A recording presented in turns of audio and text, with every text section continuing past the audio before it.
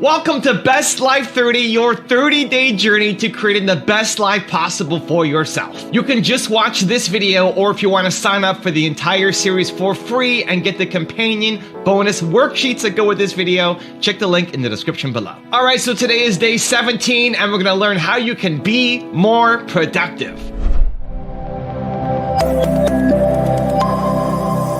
So for the next 90 days, your first 90 minutes at work, make it focused on your single most important project. I'll repeat that again. For the next 90 days, the first 90 minutes of your workday, focus monomaniacally on your single most valuable project. I call it your game-changing move. So it might be creating a new piece of code that will revolutionize the marketplace. It might be a new product that when you launch it will fill a need within your industry that no peer is currently providing. I don't know what your game-changing move is, but this is your poetry. This is your magnum opus for the next 90 days. So what most people do is, people who are playing at victimhood, people who are in the 95%, people who are making excuses about ordinary results in their life, a lot of them are not doing the things that would give them legendary results. And what they do is they get to the office, and rather than using prime time for A activities, they use their best hours watching dancing cats on whatever it is, whatever the video platform is. They spend their best hours surfing the internet, looking at blogs. They spend their best hours playing with notifications, reading notifications, chatting with friends who are not really their friends, but really they're just bored, so they're distracting themselves, which is just a form of medication because potential unexpressed turns to pain, and they're in a lot of pain, and it's subconscious, and they haven't done the work to know it. So really, they've created these drugs of choice, like too much email, too much web surfing, too much chit-chatting, too much looking at funny looking videos that make them laugh in the moment, that make them feel happy and give them a short burst of dopamine and maybe a little bit of serotonin, which is the pleasure neurotransmitter, and that's how they get through their day. And all I'm saying is there is so much distraction available to you out there that if you are not acutely careful, it will dominate your days. What I'm really trying to say is this: a ritual for you to run and dial in and hardwire to the point of automaticity, that's the word the researchers use when a habit becomes your new normal, over 66 days, is the 90-91 rule. And to give it to you again so you really remember it, for the next 90 days, your first 90 minutes, create a tight bubble of total focus so that no one can distract you. Turn off your devices, put them in a little plastic bag, put some reminders on your door, maybe some Post-it notes that this is my tight bubble of total focus for the next 90 minutes. Tell your team, tell your loved ones, maybe put a do not disturb sign on your door. They'll laugh, and explain it to them that for the next 90 days, I will spend 90 minutes away from distraction, away from technology, away from interruptions, focusing on my magnum opus, focusing on the genius project that I want to bring into the world because I will never mail it in. I will always bring it on, and I'm going to do this for the next 90 minutes, and I'm going to optimize it and iterate it every day, and I'm going to bring my full bandwidth, because what makes a genius, they all have one trait in common: they were able to spend extended periods of time in isolation, focused monomaniacally on their most valuable project.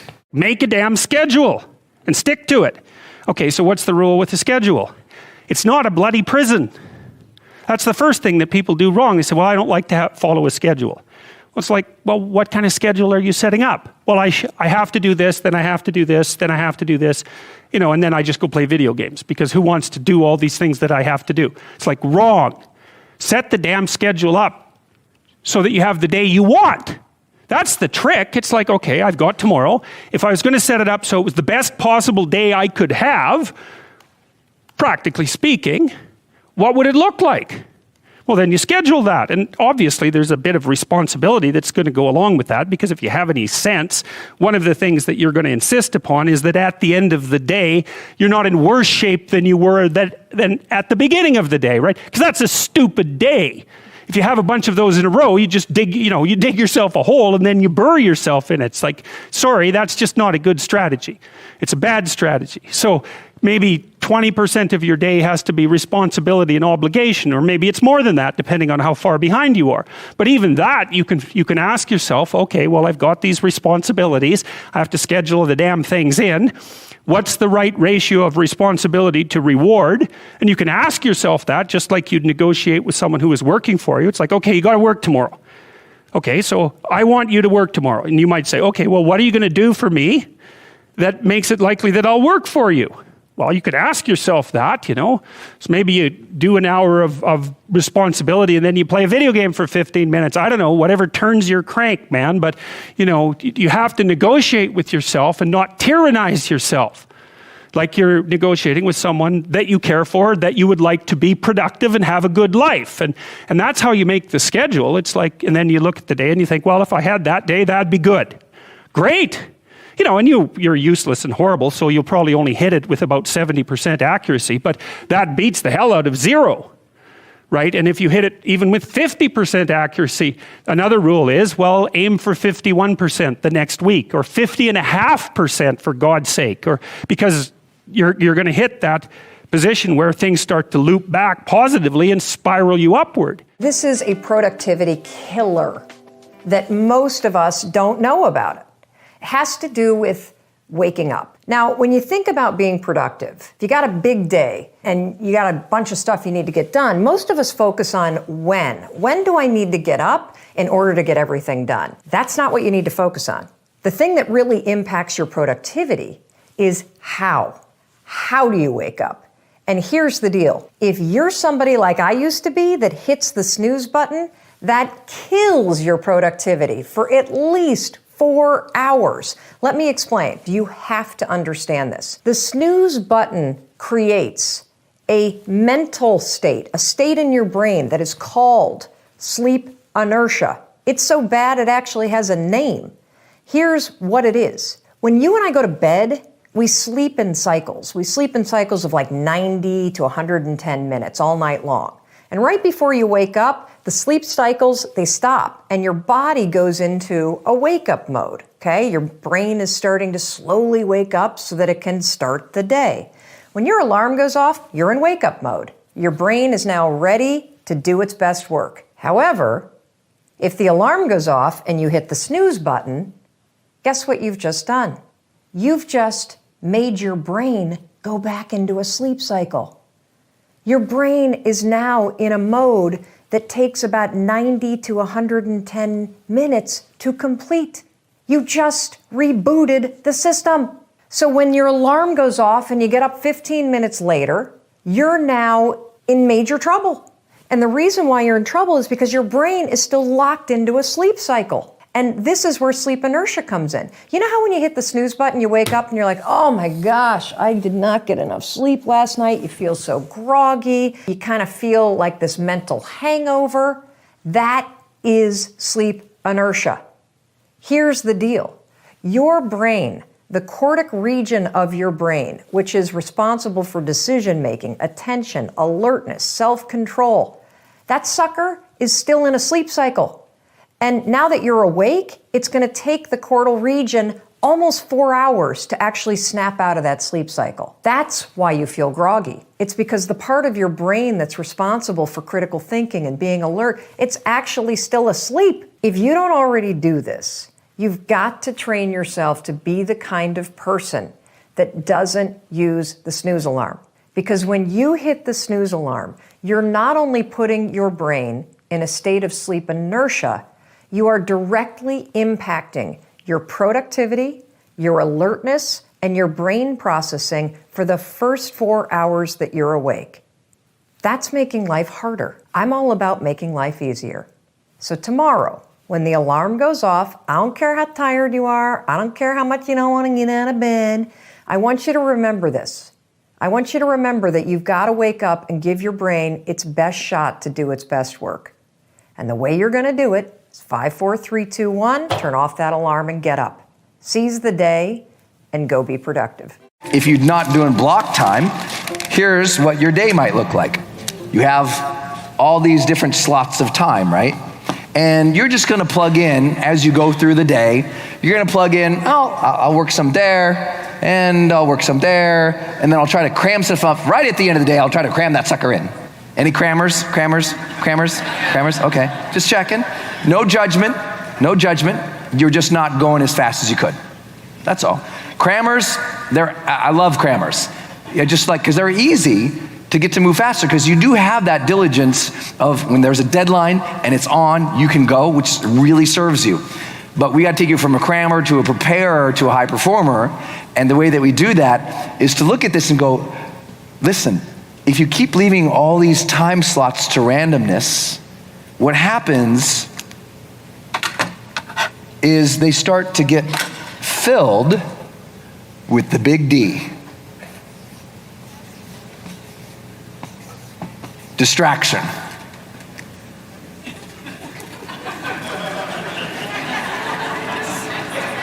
Some reason it seems like this hit home for some people. I don't know why. How many recognize what I'm talking about here? So now you add up, take this out. You might not be thinking too seriously about it, but let's say that's like a day. 1, 2, 3, 4, 5, 6, 7, 8 work hours. You didn't know I drew that on purpose. If you leave your time to randomness, you are stealing from your greatness. If you leave your time to randomness, you are stealing from your greatness bit by bit, hour by hour, day by day, week by week, month by month, quarter by quarter, year by year, and decade by decade. And it's the little things like this where you're like, oh my gosh, I didn't get anything done. Because you've got all these random approaches to your day. If you just write down all your to-dos in a day, and you're an overachiever, there's no way you can achieve them all. So what most people do is they stop even writing them down because they don't want to be disappointed with themselves. Early on I realized I need to focus not on what do I need to do, but what do I want? And I created a system called RPM. It's just 3 questions. And the first question is, what do I want? What's the result? That's the R. Because you increase the RPMs in an engine, you can get there so much faster with less effort. So I was like, okay, what do I really want? President Clinton called me one day and he said, I'm going to be impeached in the morning. What should I do? True story. And I said, could you call me sooner? That's the first thing, right? Oh my God. Tomorrow morning, right? Wow. And then I asked him the question, you're asking me what should you do? You have to first answer, what do you want? Yeah. What's the result? Do you want to stay in office? If you want to stay in the office, do nothing. They're not going to impeach you. Easy for me to say, but they don't have the votes. You know they don't have the votes. I said, if you want to have the respect of the American people, then you have to do something different. Right? If you want to feel congruent, like you're living what you might have to do something different. So when you know what the target is, and then the next thing you want to know is why? What's my purpose? Because like somebody says, I want to be a millionaire. Well, purpose is more powerful than the object. Why? You know, I want to provide a home for my mom. We grew up poor. I want to do this for my dad. I want to do this for my children. There's more power in that than the object. So I need to know the object, but I got to know the purpose. I remember one day when I was like 23, 24 years old, and I came home, and this is before, I'm old enough, it was before email and the internet, that's how ancient I am, and it was phone calls. And I had 127, or I'm making the number up, it was like almost 130 messages. And I looked down and I was like crestfallen, like how am I going to call these people back? I just got off the road, I'm burnt to the ground. And I looked at some of the people, President of the United States, billionaire client, and then, I'm just a kid, I'm like, 5 years ago I would have killed them one of these phone calls, right? I can't bitch about this. But what I realized is I need to think about each person and say, why am I calling them? What's the outcome? Why am I calling them? And then I was ready to go. And then the last part in RPM, the M is the massive action plan or the MAP. And so I brainstormed what are all the possibilities of what it would take to achieve this. And then the most important part is I know I'm not going to do all those. So I picked the 20%, they're going to give me 80% of the result. I go asterisk those. Because otherwise, you get addicted to your to-do list, and you can have lots of movement and no achievement. I cut through it all, because once I know the outcome of why, you might have a better way to get there. My team might have a better way to get there than I'm coming up with, so I share it. Or we all just see it, and we all know what to do. It becomes so clear, and you don't get caught up in all the to-dos. To-dos will make you crazy. What you got to shift to is outcomes, results, purposes, the why, and then a map or a massive action plan, and then tighten that baby down to what really can be accomplished. When usually people are distracted and they say, well, I can't stay focused. what they really mean is they're getting a lot of stuff done, but they're not so sure if they are actually doing things that actually produce any results. Does that make a difference? So the key number one to extreme productivity is you need to be absolutely ruthless when it comes to the outcome. What is it you're trying to do? What is it you're trying to create? What's the outcome that you want? Instead of just getting busy, because I believe busyness is also a form of laziness. That is not, just because you're busy, it doesn't mean you're productive. Just because you fill up your calendar with all kinds of stuff to do, it doesn't mean you're producing any results, right? Just because you're splashing in the water, it doesn't mean you're swimming, right? So that's what you want to do. Be absolutely ruthless. Don't just ask, okay, what do I need to do? What do I need to do? How can I do this better? Why am I even doing this at all? Is this important? Can I eliminate this? If I don't do this, would it even make a difference? Would people notice? How would this contribute to my life or to my bottom line as a business? When you are very clear and you are ruthless about the outcome, now guess what? You're more productive. And what you notice is, it doesn't matter what is it that you want to do, whatever result you want to create, the 80-20 rule always applies. Only 20% of what you do contributes to 80% of results. So you constantly want to be thinking about, okay, am I doing the important 20%? Or am I just wasting time with that 80% that actually doesn't matter that much? What is batching? To explain it in simplest terms, we can talk about laundry. All right, so you wouldn't do your laundry every time you have a new pair of dirty socks. You wait for a certain critical mass of dirty laundry to accumulate, and then you do the laundry. Why? Same with the post office. If you have many different types of mail that are going to come together that you need to mail, you're going to wait for a certain critical mass as opposed to just going there for every single letter, because there's a setup cost. There is a task switching cost, getting in the car, driving there, spending the gas, spending the time, laundry, putting it all together, detergent, and so on. Right? So the time and labor involved in doing one letter or 20 or one pair of socks or an entire basket of clothing is the same. And you want to be both effective and efficient with your allocation of resources, i.e. time. If you apply those to business, you can apply them in 1,000,001 different ways. And I'll give you a few examples. One of the most common, I suppose, directional questions or specifics that I'm asked about is frequency. Well, do I batch on a daily basis? Do I batch on a weekly basis? Do I batch on a monthly or quarterly basis? And the answer is I do all of those things. But you don't have to try it all at once. And I would not encourage you do that. I would encourage you to perhaps try one or two approaches and see what works for you. This is a very personal set of techniques. You develop a portfolio that works for yourself. Let me tell you a few things that I and others do. For instance, you might decide that on a given day, from the time you wake up until lunch is your primary creation period.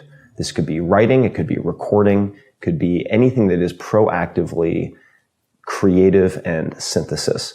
Then, once you have lunch, you are permitted to do administrative tasks, phone calls, email, triage, calendaring, and so on. I do this quite a lot, particularly from Tuesday to Thursday. On certain weeks. On a weekly basis, I know the CEO of a very well-known startup, pretty much everyone watching this would know this company.